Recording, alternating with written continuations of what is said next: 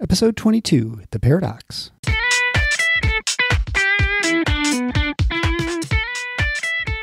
Welcome to The Paradox with your attending, Dr. Eric Larson. He is a practicing anesthesiologist and clinical assistant professor at Michigan State University College of Human Medicine. Listen in as he takes you behind the scenes of what practicing medicine in today's ever-changing world is like with another doctor.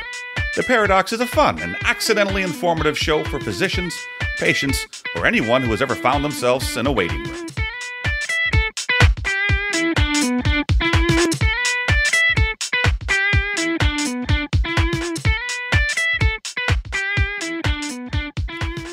Welcome to The Paradox. I'm your host, Dr. Eric Larson.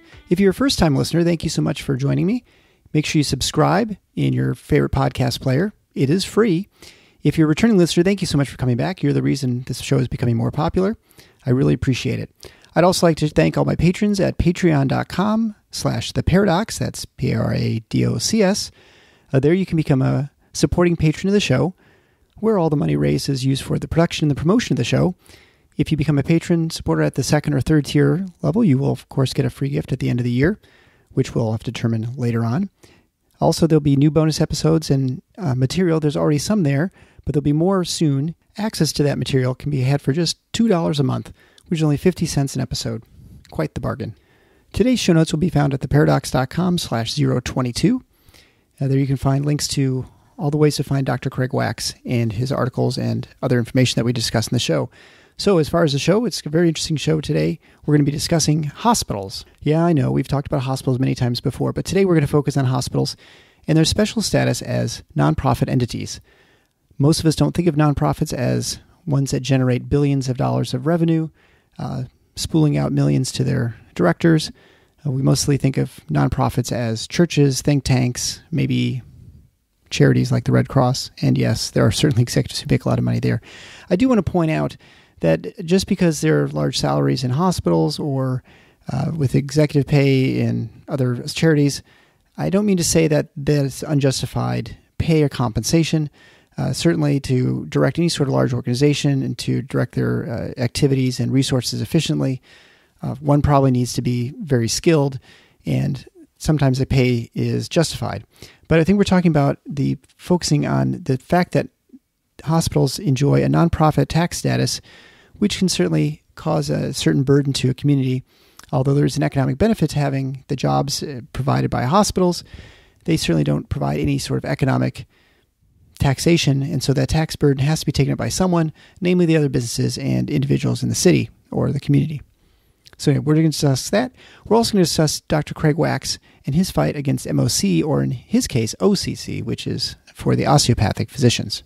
Finally, please be sure to catch Dr. Wax as he has his own radio show, which can be heard Thursdays online at rowanradio.com. And as I said, those links will be available in the show notes page at theparadox.com/022. So anyway, let's get started with the discussion on the nonprofit status of hospitals and his lawsuit against the AOA. Enjoy. Okay, welcome. This is Dr. Eric Larson to The Paradox. I'm joined today with Dr. Craig Wax, who's a family physician practicing family medicine and health through prevention and private practice in New Jersey. Hello. Thank you for having me on, Dr. Larson. Pleasure indeed. You're welcome. Thanks for joining me. We're here to talk about two things. Initially, when I reached out to you, we're going to discuss your article that you had written about the hospitals and sort of their role in as far as nonprofits. I want to touch on that secondly, but first I'd like to talk about this lawsuit that sort of came to my attention maybe about 4 weeks ago. I've had on Dr. Meg Edison, whom you may be familiar with, and we've discussed a couple times on MOC. I've also had Dr. Wes Fisher, where we discussed the shenanigans of the American Board of Internal Medicine. And you should try Dr. Paul Kempen as well. Yeah, I've actually spoken to Dr. Kempen. He's one of the originals, and he's an anesthesiologist, which is also a great thing. And I think he's in Ohio now. But anyway, we noticed that so for those who are not familiar, there are MDs and DOs. DOs are osteopathic physicians. MDs are allopathic. Just a little bit difference in training. We're both physicians and doctors, but we have different sort of large governing organizations, I guess you'd say. For the osteopathic physicians, it's AOA. Is that correct? Yeah, the American Osteopathic Association in Chicago, Illinois. Right. They all seem to be in Chicago, Illinois. They're kind of just congregating. It is, yeah. The American Medical Association is there, and multiple other organizations that try to lay claim to being the voice of physicians. Right. Questionably, albeit. Right. And so one of the things that, of course, a lot of we've talked about the MOC requirements, the maintenance certification, where physicians have to go, once you get your initial certification to residency, you have to continually do testing and more sort of busy work, we'll just call it, and to put sort of a shorthand. And you really can't practice medicine very easily, certainly if you're in a lot of specialties that are hospital-based or surgery-based for the most part. I mean, there are some things where you can work outside where you don't need hospital privileges, but for the most part, you're going to need to have hospital privileges. You're going to work with third-party payers, either through government payers like Medicare and Medicaid, or with large private insurers like Blue Cross Blue Shield and Aetna and whomever.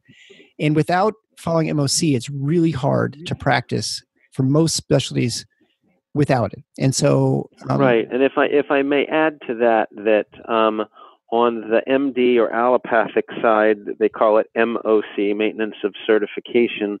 On the osteopathic side, not to be outdone, they call it OCC, Osteopathic Continuous Certification. So just to throw terms out there. Oh, okay. I wasn't familiar with that, so it's interesting.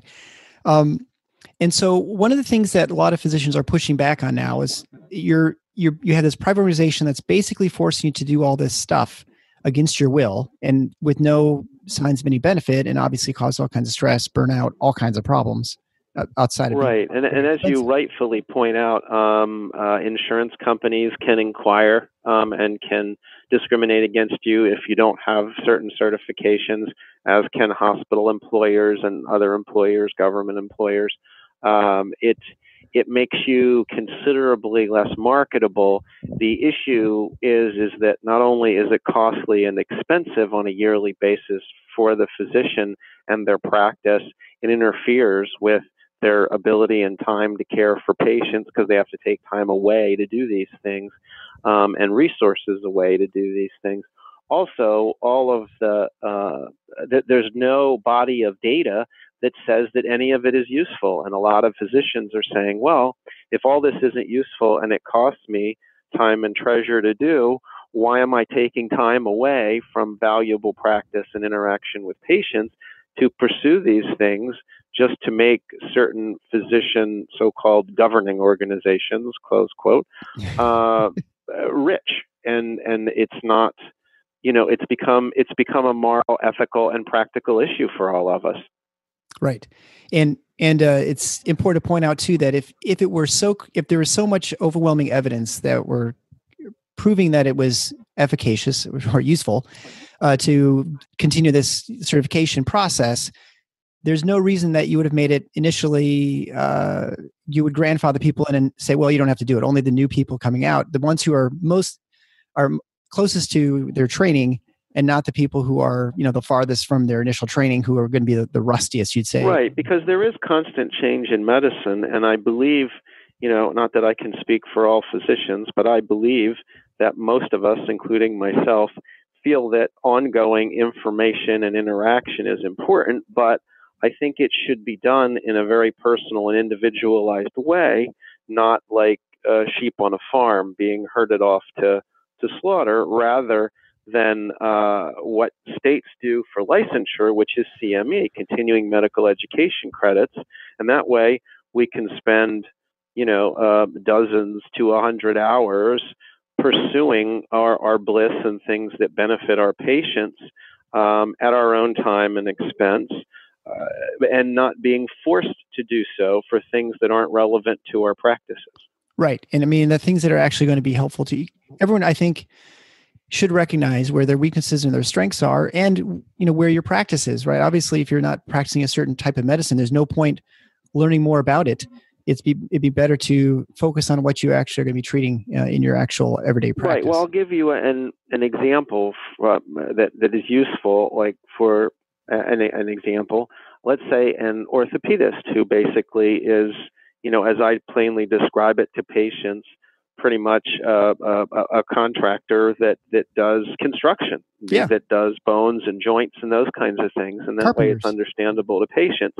Now, you learn about all the bones and all of the joints, and maybe 50 years ago, an orthopedic surgeon physician would be responsible for all of that. Nowadays, that there's such specialization, you've got guys that just do hand surgery, you've got guys that just do knees, guys that just do hips, shoulders, spine, various other joints. I mean, you wouldn't want a hand surgeon necessarily doing your spine, or a spine surgeon necessarily doing your hand or replacing your knee. Now, when they came up with all of this profiteering nonsense, and at the quote public good, close quote, which I think is questionable at best, they are trying to force people who just do knees and hips to do hand and to do spine and other things with regard to testing. And Right. literally, you could fail the test if you're super specialized, whereas perhaps you're the best at that joint or at that issue. So perhaps that's an example that would work for people's minds. And so there's a lawsuit that is being started, and we talked about this briefly in a previous episode, actually 2 episodes ago, in episode 20, with Dr. Thank you for the oblique reference. Well, we discussed you obliquely in that episode. I think we did by name. Well, thank you. But we talked about Dr. Wes Fisher, who I guess you'd say was one of the spearheading this lawsuit against the American Board of Internal Medicine and others, which have not been yet identified, I guess. Right. And if anybody's interested in following with Dr. Fisher, Dr. Marion Mass, Dr. Niran Al-Agba, and myself, that are actually on the board of Practicing Physicians of America, which we call PPA, you can go to practicingphysician.org, and you can follow up, you can join, and you can join the fight against maintenance of certification and potentially osteopathic continuing certification in a productive way. Right. And I think it's important. I've mentioned this before in the show, but it's important for people who aren't physicians to get involved and get involved, or at least be aware of what's going on, because physicians are treating everybody, and so just because you're not a physician doesn't mean this doesn't affect you and your health. So now we're going to look at this differently in the sense that there's an allopathic, and that's sort of what Dr. Fisher's working on. You actually would join in a class action suit on the osteopathic side, because from what I understand, I'll let you go into the details, that as an osteopathic physician, you had to be a member of the AOA in order to get credentialed, right? And then, so you somehow, there's a lawsuit. So not only initially when you're board certified, let me just back up one step just in general. So board certification came into play to say that now things are getting complicated 50 years ago or so, that there's a lot of different physician, quote, specialties, close quote, that there were internships and residency programs and fellowships that were helping to develop a physician's skills into a teaching program that was formalized and hospital-based potentially.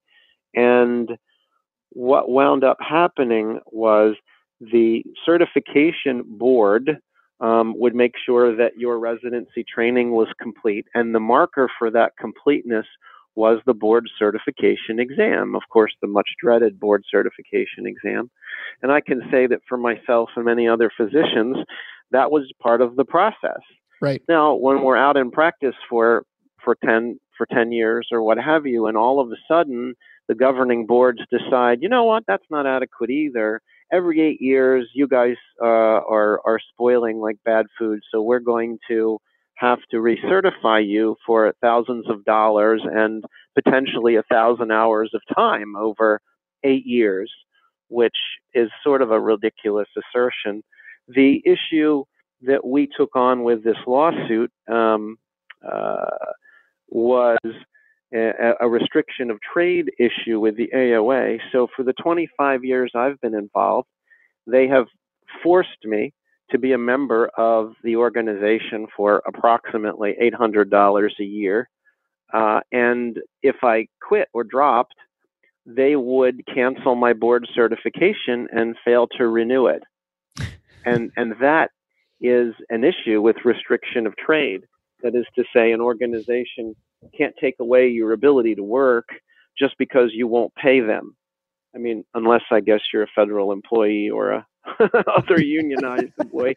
But obviously, physicians and unions haven't mixed in the last 100 years because of government, say so. But that also may be changing in the future now that the government has forced everyone into the service, more or less, of hospitals and ACOs with what I call the Unaffordable Careless Act of 2010, because it was both unaffordable and careless, wasn't tested, and but that's a whole nother show topic. Oh, yes. But with this lawsuit, our goal was solely to eliminate the tie between AOA membership, which was forced, at the point of the arrow of taking away your board certification. So in doing so, we did some data gathering and discovery work over the course of 2 years, and we brought two suits, actually. So one was in New Jersey, because the four of us are New Jersey and area physicians that represent the class. And we also brought a federal lawsuit because there's a mini Sherman antitrust in New Jersey, and there's, of course, Sherman antitrust federally.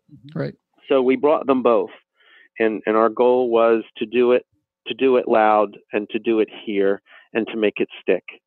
And what wound up happening over 2 years was we've had several meetings at the federal courthouse, Camden, New Jersey, and said to the judge that, we believe our case has merit. And of course, the other side does what they always do. And they say, nope, the case doesn't have merit, and move it to our backyard.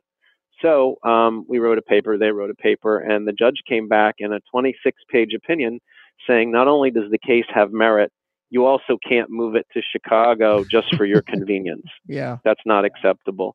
So obviously the judge believed that it had merit and should be heard. And that was important.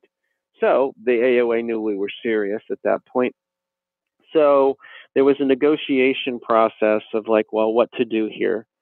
And we went back and forth. Of course, in my head, I would like to have eliminated the ongoing maintenance of certification, osteopathic continuous certification, supplanted by CME that worked for 100 years and allows physicians flexibility and patients flexibility and the entire industry flexibility. Yeah. So that was my interest, that physicians are professionals and we have a responsibility, but it should be a reasonable one, not an unreasonable one. But the purpose of the lawsuit was to eliminate the tie. And then the question became, since the judge felt this had merit, he gave it to an associate judge and said, work this out. Have these parties work this out and try and eliminate a lengthy, expensive lawsuit for everybody. Mm-hmm. So we had a lengthy, expensive 2-year negotiation process instead. Sounds like the law. So, I mean, it certainly beat 6 years, and yeah, and blood, sweat, tears, money, lawyers, guns, things. Yeah, right. But at any rate, my sense of humor at play there. Warren Zevon for us. Yeah, exactly. Having said all of that, I do musical references too, so forgive me. I know very musical music. I just know that one song. Right. Lawyers, guns, and money. Having said all of that, so we sat down with them several times and we spoke to them and they yelled at us, and we spoke to them and they yelled at us, and moved forward with some things that we thought were accomplishable that would benefit not just the four of us, of course, but the entire population of DO physicians that were forced to be members and members of the class, so to speak. So what we wound up getting through the settlement, which we've signed off on, they've signed off on, I believe the judge is in the process of signing off on with regard to the AOA restriction of trade lawsuit settlement. One is the complete elimination of the tie between board certification and AOA membership. Our argument is membership should be optional. If you want to be a member, great. If you don't want to be a member, you shouldn't be forced to be a member for approximately $800 a year against your will and wishes. Mm-hmm. So the other things, we got some parallel things as well that the articles that have been out there may not have covered. So in addition to the elimination of the tie between board certification and membership, another one is reduce dues for those who choose to stay members of the AOA by $90 a year for at least 3 years. And you can't really do anything enduring about that. The board gets to choose what they want after a time frame. The other is to waive the additional $90 board certification fee, which was forced on us by, in addition to the AOA membership, which is now severed. Contribution or continuing contribution of $2 million a year for the next 3 years to the ongoing osteopathic physician and osteopathic medicine awareness campaign. So to kind of bring up what is osteopathic medicine, who are osteopathic physicians, why do you have a choice, and why is it in your interest to potentially seek their care? So that's something that was important. The other one was an establishment of a committee of private independent practice people, not academicians or employed folks, to advise the AOA board for a period of 3 years. We wanted it to be a standing committee, but their policies dictated that it had to be an ad hoc committee. So, there were some issues there. There's always a give and a take with a negotiation. Right. To offer AOA members that choose to stay 2 included CME courses up to 12 credits as part of their membership. So we wanted to have the AOA give something that didn't cost them much, but it meant a lot to members of the class. Yeah. So another thing was elimination of the distinction between in-person and online CMEs for the purposes of AOA membership, because the AOA also has CME requirements. And they're at the moment, the exclusive historian reporter of those things. Oh, so that's another issue as well. So those were the primary things that we got in the settlement. Of course, we didn't get everything we wanted, and they didn't make us go away like they wanted. Yeah. So, but now physicians, DO osteopathic physicians, have the opportunity to be a member, continued, or not be a member, and still have, access to their board certification. And the one big thing I think that this did additionally, besides telling them that they had to observe state law and federal law, no kidding, was to tell them that osteopathic physicians are serious about our professionalism and we won't be bullied from Chicago or anybody else, which is important to me. And the last thing that it did was it sort of opened the door. I mean, it now created a possibility for physicians to sue their boards. I mean, the AOA owns all of the specialty boards in all the specialties. Unlike on the MD side, the AMA does no such thing. It's ABMS, the American Board of Medical Specialties, that kind of is the conglomeration of things, not the AMA. But on the AOA side, the AOA years ago took all their boards on, took their power and their money, and basically is the one mammoth entity that certifies DOs. And that's why having this lawsuit go to completion as settlement or in the courts was so important to all physicians, including MDs, who may feel it was unrelated, but we've opened the door to these things for mock proceedings against ABMS. Oh, definitely. I mean, as soon as you see something like this, I mean, I got to imagine lawyers everywhere like licking their chops, because there are tens, if not hundreds of millions of dollars that are sitting in these organizations that could be accessed by lawyers, right? In class action suits. So I would think that these organizations got to be a little bit worried. Well, and my thought is rather than worry or batten down the hatches and become more entrenched, but to be more open and say, you know what, we really got to start talking to our certifiees And we've really got to develop a relationship with them, because if we continue the adversarial relationship that we've had over, dozens of years, that's going to result in a massive blood and money shed, and that's not what any of us wants. At the end of the day, we want to be the best physicians possible. We want to be free to pursue our bliss. We want to be available to our patients, and we don't want to be bullied by anybody, and that includes governing boards and government, for that matter. Right. I mean, if you look at it, I mean, as a physician, and this would be for any profession, but you would imagine your specialty societies are there advocating for you, because there are a lot of people who are not fans of physicians, and they're looking to, push us around or whatever, employ us or regulate us. If we're at war with our own bodies that are meant to protect us and to sort of our professional interests, we're really in trouble. So it's in everyone's interest. I mean, you'd think, for us to get along and to try and work together, because, like I said, there are enough sharks in the water to start making some extra ones, which we are unnecessary. Right, but when it comes to power and money, a lot of unseemly things happen between, for example, our state capital of Trenton here in New Jersey and Washington, D.C., the capital of our country.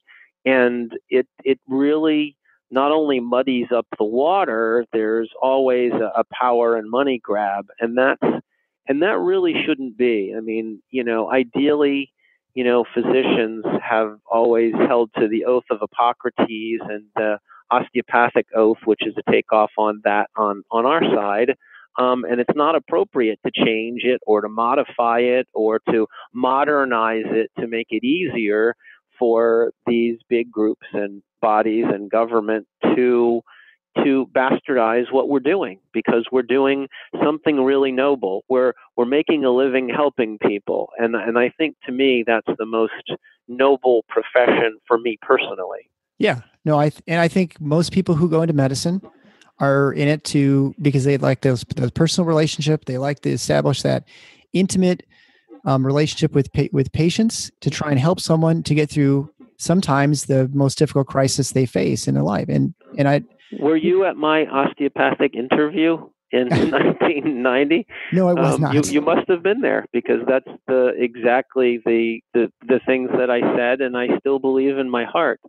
Yeah, I do the interviews. I've done some interviews for medical students or applicants for medical school here at Michigan State University, and I mean, that's pretty much the sentiment of everyone. Now, I suppose they're just saying what they think they should say, but ultimately, I think people really believe that. I mean, when I talk to medical students, they're not in it.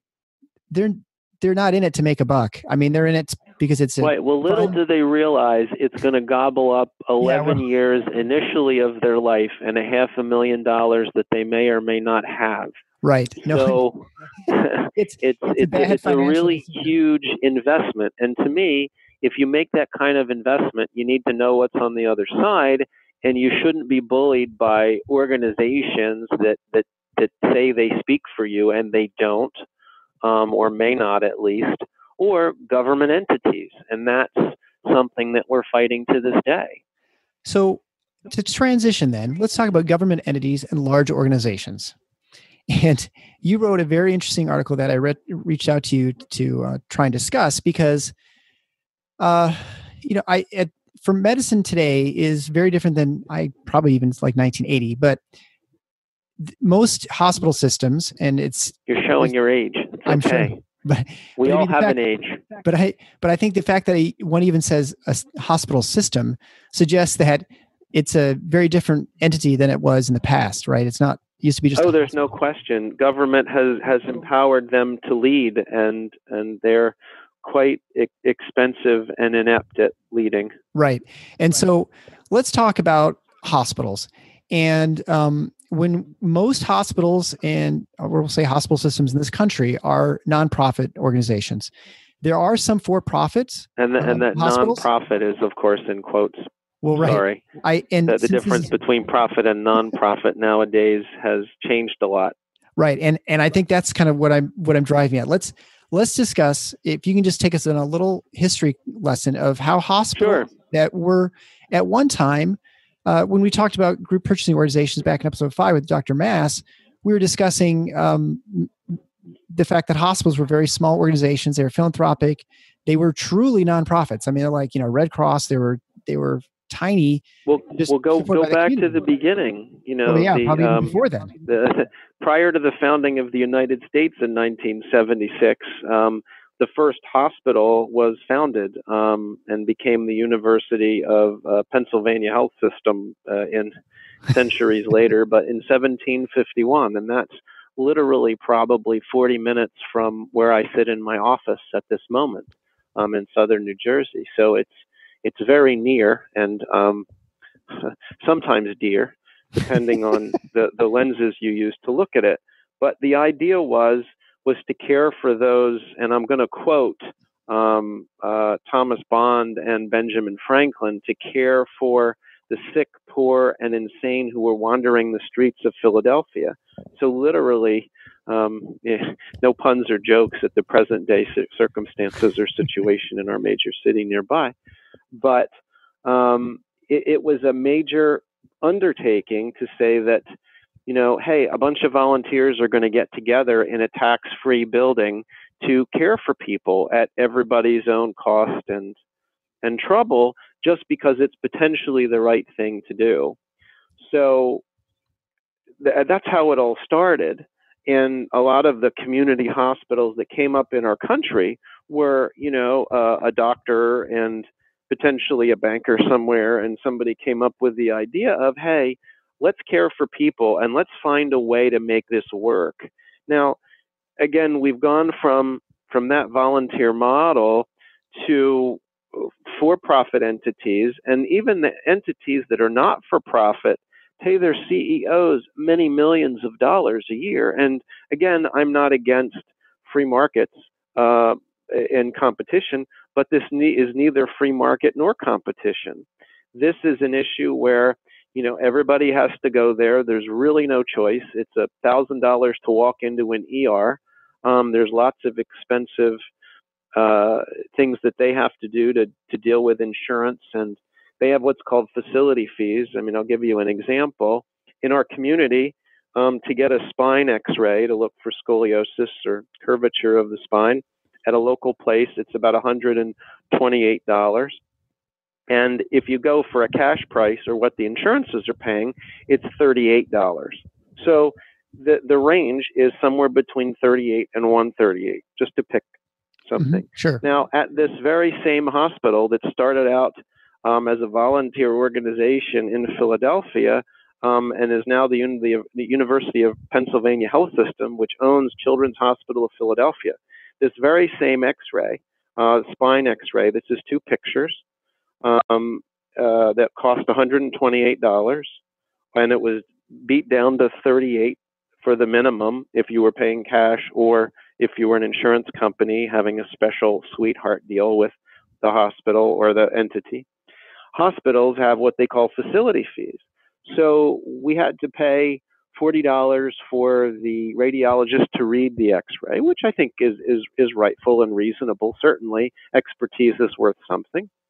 The facility fee for that same $38 x-ray at the Children's Hospital of Philadelphia, part of the University of Pennsylvania Healthcare System, was, probably should have a drum roll at some I point, wish I had. Yeah. $1,100. So that $38 x-ray, which included a physician's time and effort in reading it and all of the other things that go into an x-ray, $38 at University of Pennsylvania's Children's Hospital of Philadelphia was $1,140. Ridiculous. Totally ridiculous. I mean, why should it be 1,000% more? I mean, right. I expected that it would be 2 or 3 times the price, because Philadelphia is an expensive place to do business. Right. There are multiple tax issues. You've got people with no insurance, no ability to pay, taxpayer burdens, and all these kinds of things, and every government possible regulation to comply with. But why in the world should a $38 or even $128 x-ray cost $1,140 at America's first hospital in the nation. Right. So it makes no sense whatever. And for an entity that is not paying any taxes. I mean, that correct. And so they avoid all of the taxes. So, where I practice, there's a hospital moving to our town because having 6 hospitals within 30 minutes and 12 hospitals within 45 minutes isn't enough. They're building one in our town. They're closing an older one and building it here. They're taking up valuable space. I don't believe necessarily that they'll be adding to the care in the community because we're just so overwhelmed with hospitals in the northeast region of the country anyway. I can speak for where I live and where I've practiced and trained. And they will pay no usable taxes to our township. And they will create lots of burdens in doing so. They'll need water, they'll need sewer, they'll need electric, they'll need roads, they'll need us to hire police officers, they'll need for us to hire fire people. Not only that, we'll need a $2 million fire truck to be able to put out high floor fires, which we don't have now.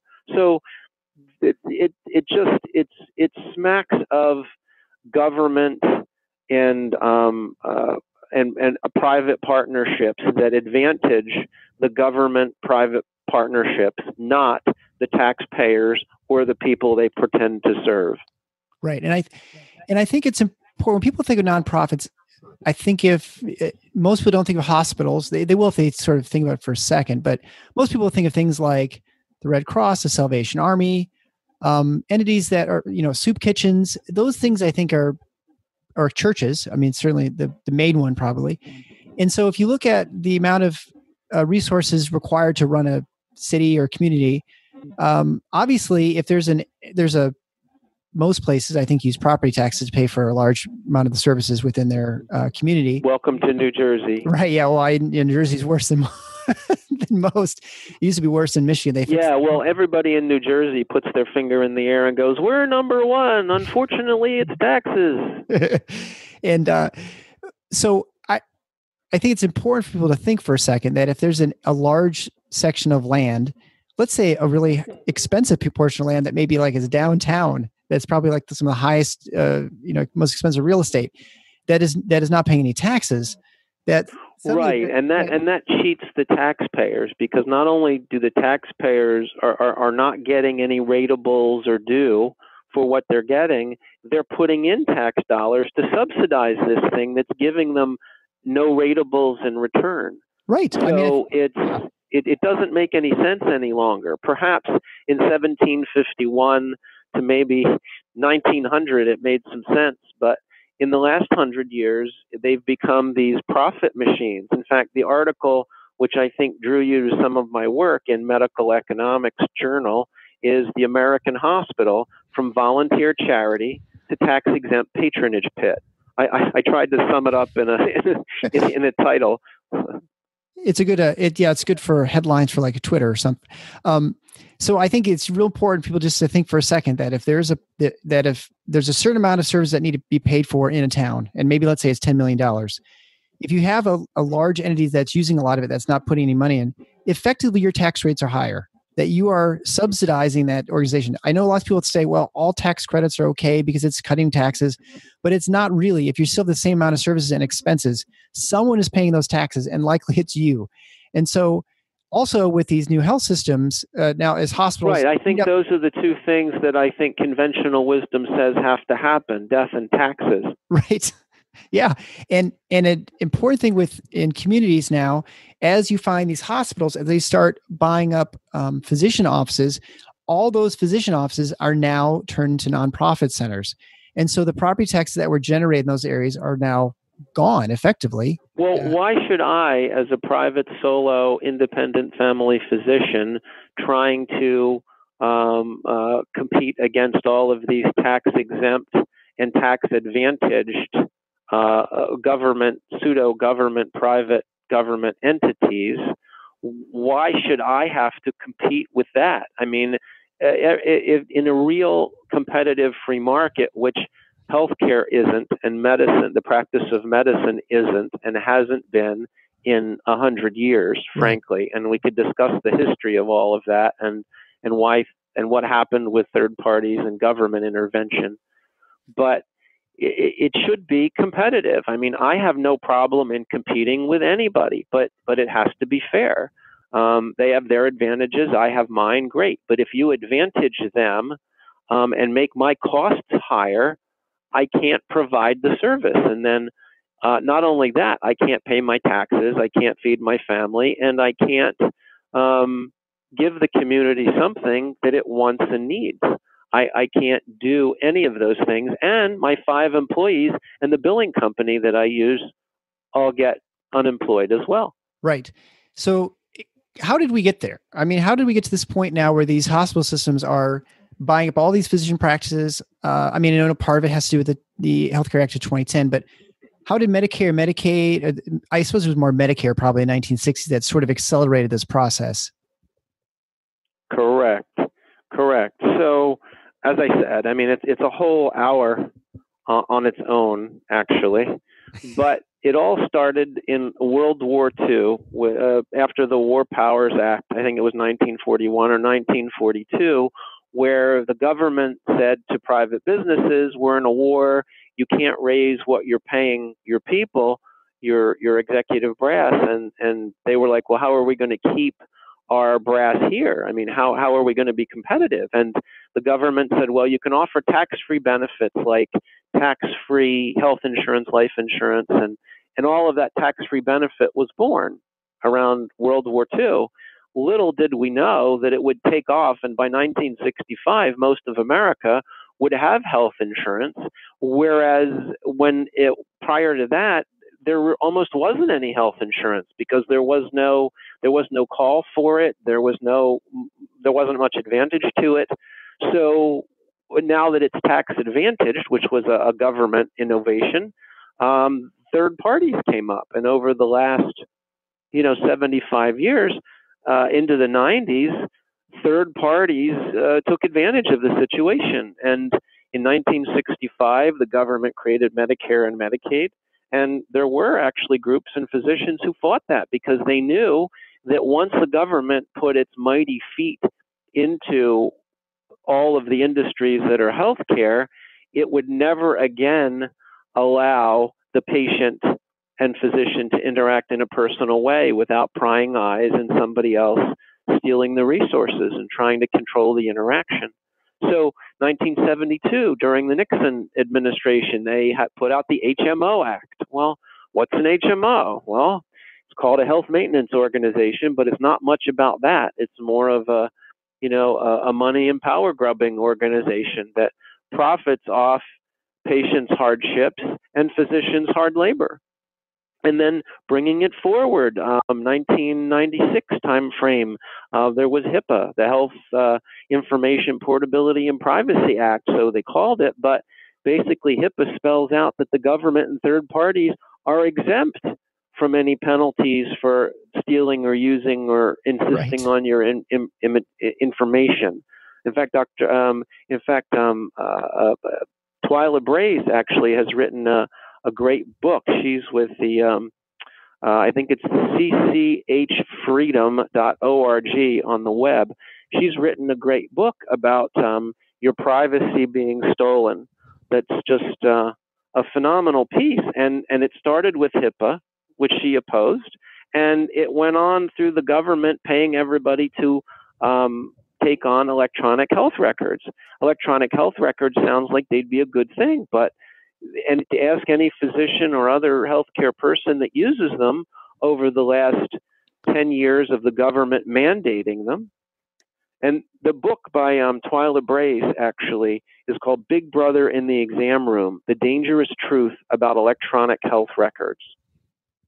And the other book I want to mention that was published by a friend of mine that's actually a JD and MD, so he's a physician and a lawyer as well. Dr. David Hyman at Georgetown University wrote a book with the Cato Institute called Overcharged: Why Americans Pay Too Much for Healthcare. And the upshot is government policies and third parties. And that's how all of that pretty much came about. The last part I should mention is, ACA, which was called unofficially Obamacare. A lot of people were trying to discourage and disparage it using that name. But having said that, I called it the Unaffordable Careless Act, because in the last 8 years, it has been unaffordable, and it was carelessly cobbled together. It was pieces from Hillary Care in 1992 that were failed. Right. And all of the third parties, pharmacy benefits managers, general purchasing organizations, hospital health systems, everybody who's got their money in trying to get government and patient care money, they've got their hands all out, and the government has mandated everybody pay them, which is one of the most absurd anti-constitutional things I've heard in my short half-century life. Right.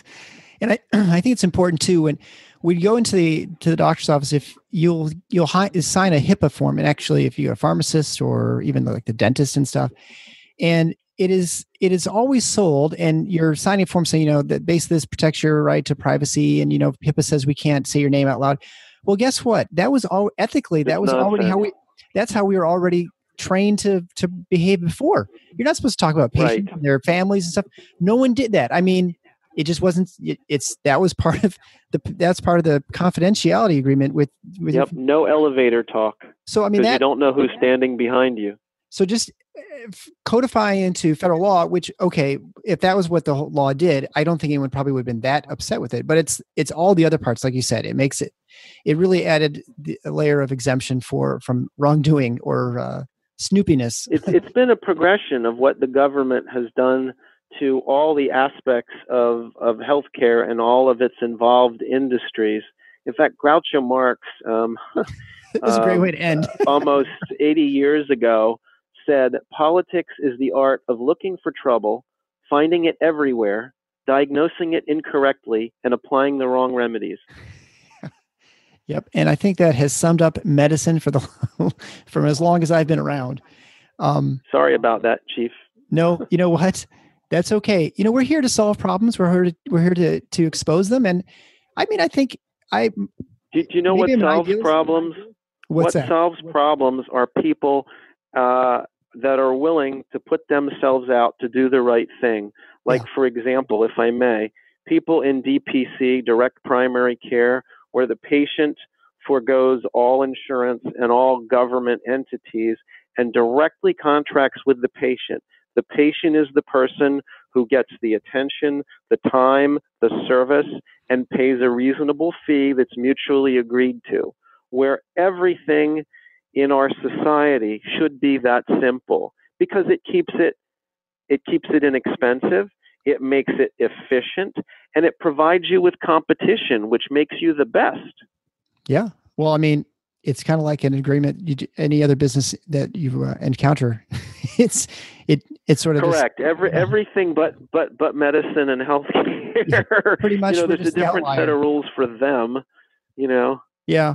Well, I think I do think it's changing, and I think it's getting better in some ways, and I think the ability, things like podcasts like this, I think articles in the web, we have ways of talking about things that people before didn't really know anything about, and it's harder to keep things under wraps, I think, than before. Can I plug my radio show here? I was going to say,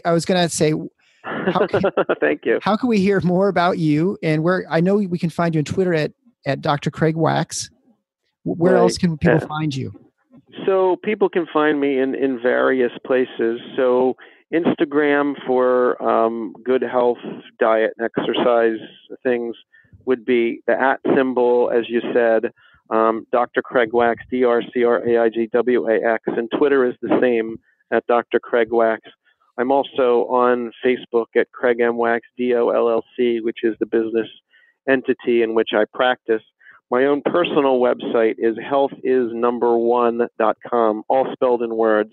healthisnumber.com. It's both my philosophy and my website.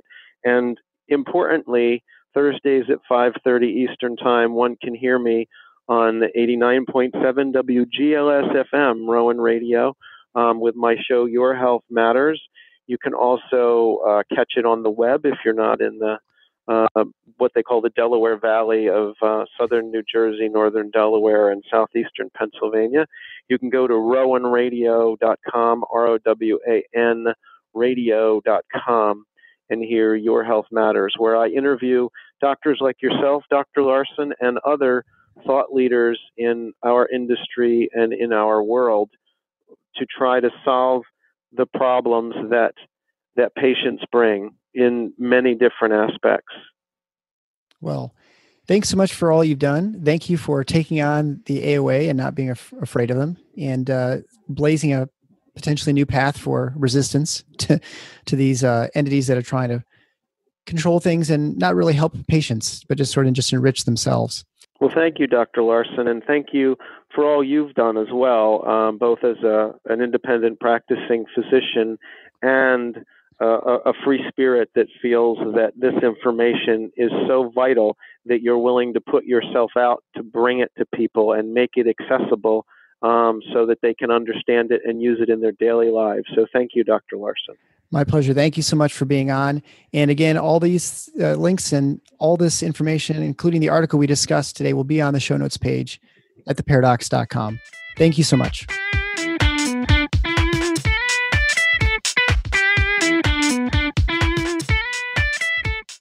Thanks for listening to The Paradox. If you like what the doc is doing, please subscribe and leave a review on iTunes or Stitcher. And share the show with your friends. Become a supporting listener to get access to special bonuses at patreon.com/theparadox. Show notes can be found at theparadox.com.